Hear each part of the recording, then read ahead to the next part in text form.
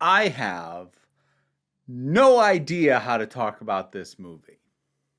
This was a commissioned review. I had not heard of this, and I doubt most of you have either. But I'm going to try to talk about Eating Miss Campbell.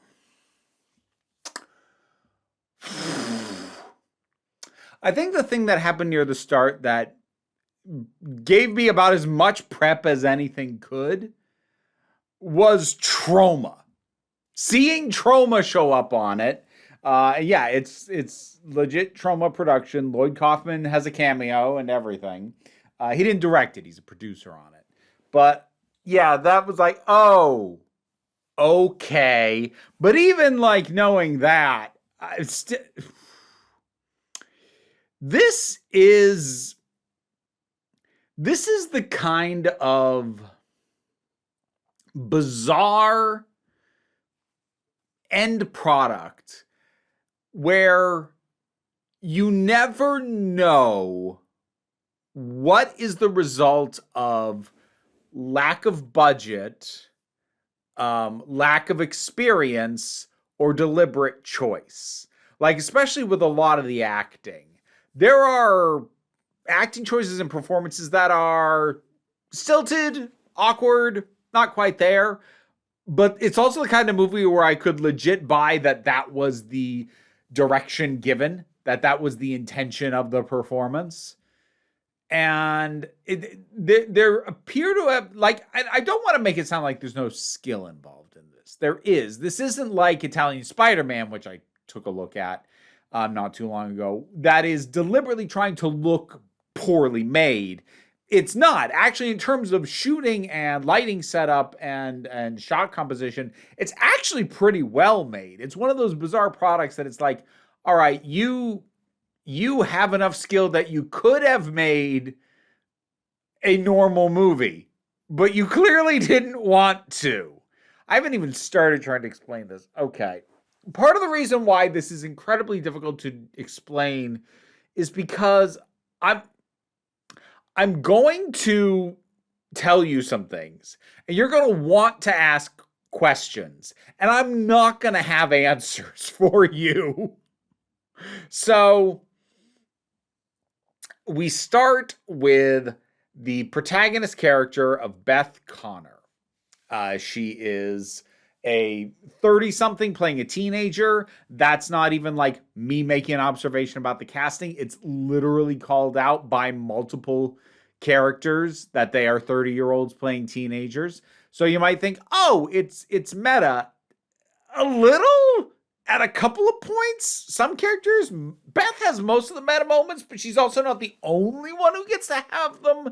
So it seems to be a little bit of a trait. Like, Here's I think the main reason that this is difficult to describe.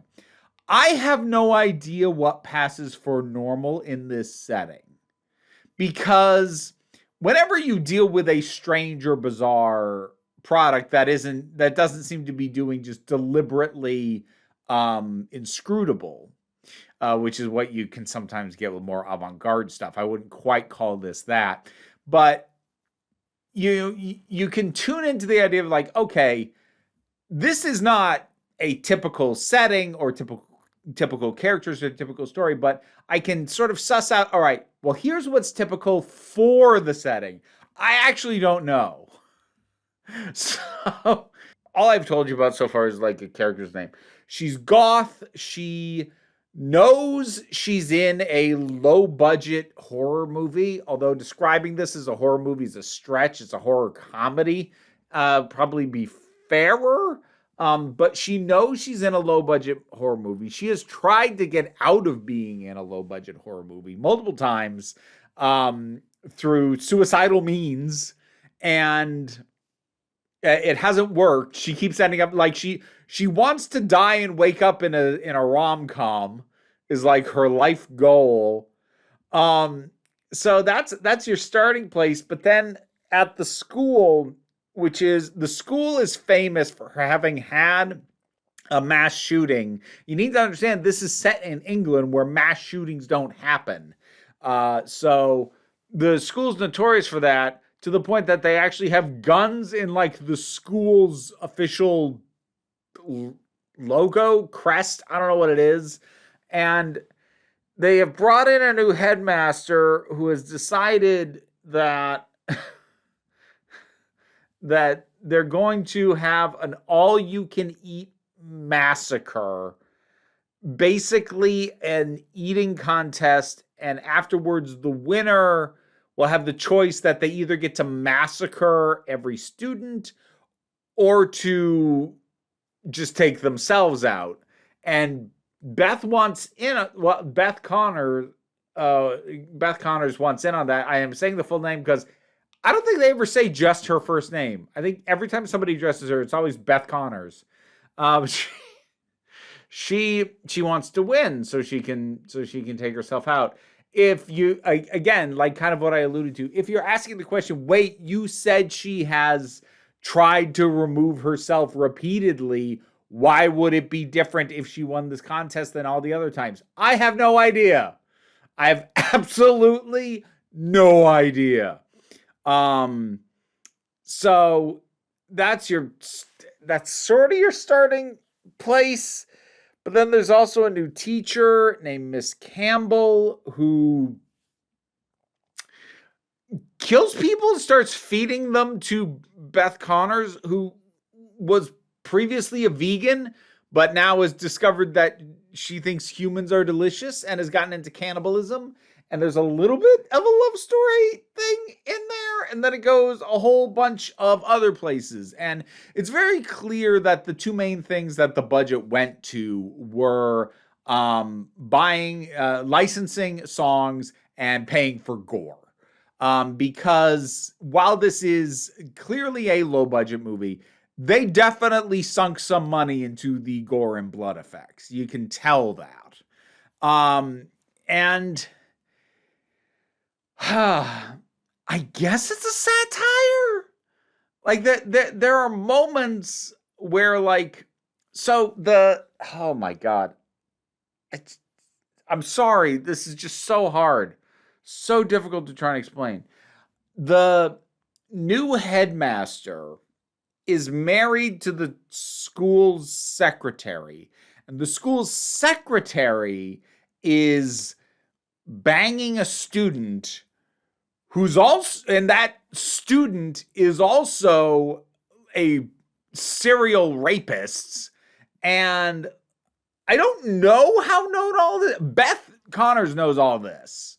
I don't know how many other characters know this, but like the headmaster who is pushing for this thing that will result in minimum with the death of one student, possibly with the death of massive swaths of the school, gets on a moral high horse over finding out what his wife is doing and actually has a line about how he can't stand pedophile, but like, so like it feels like there's some kind of commentary going on there about, because it's worth noting the headmaster is American, as are a few other of the members of the administration at the school, despite the fact that it's set in England. And so is Miss Campbell, actually. She's American too.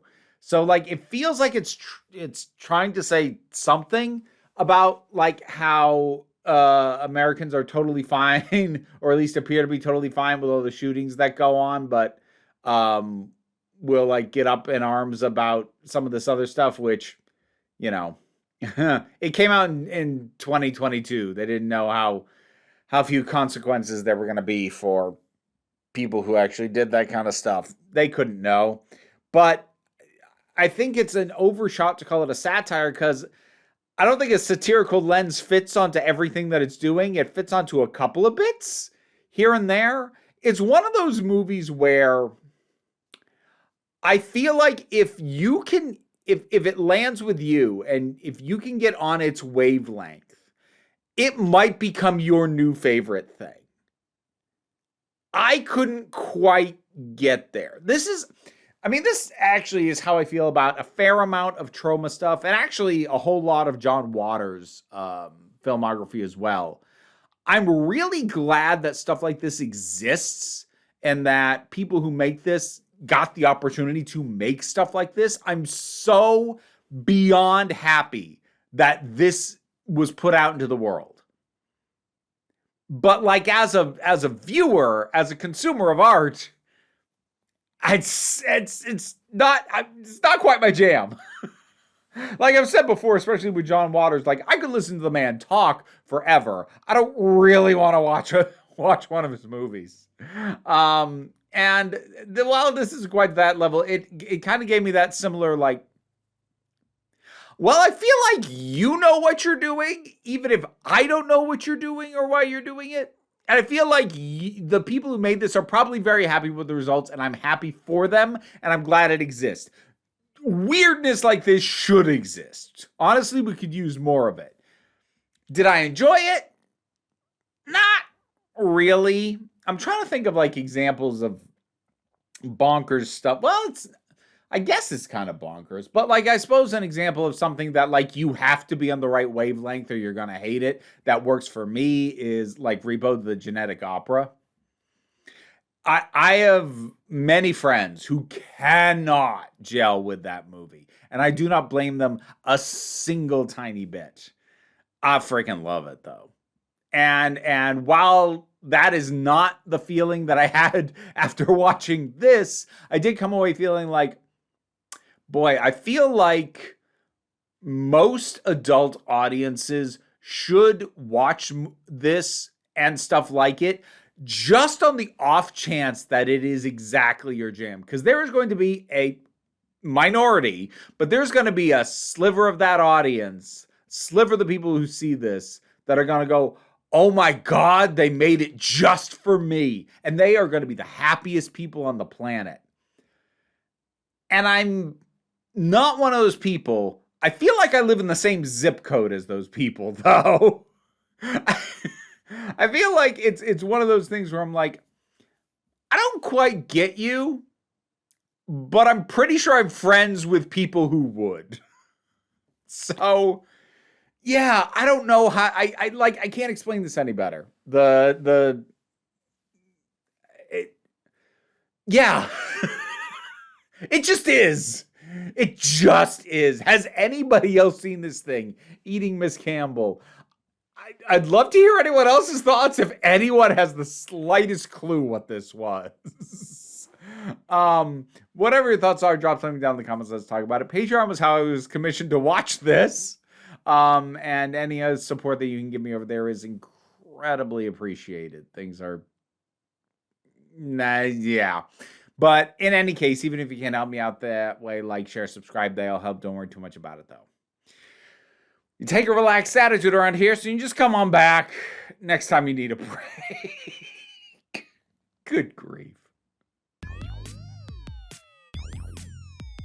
And now to thank my highest supporting patrons: Robin Moore, Jared Boyce, Zubin Lutfula, Auntie Kate 808, Mira G, Angry Casperl, Dave Hall, Snark Shark, Oliver B, Mystic Shadow, Sean Miller, Welsh Wrestling Geeks, Melissa Pedersen, Becky Sparks, Twylord, Tracy Scrabbit, Paul Barabajoggle, Magdalena, and Sir Didymus is my favorite. Additionally, to thank some folks from the lower tiers of support: Lee and Andy, Gavin Hinden, and I Am Orcus. We have some new friends. We have Peppercorn and where'd the other one go? Where'd you go? Coriander has gone behind my head. They are very young and they haven't been integrated with the other rats yet, but soon. Okay, yes.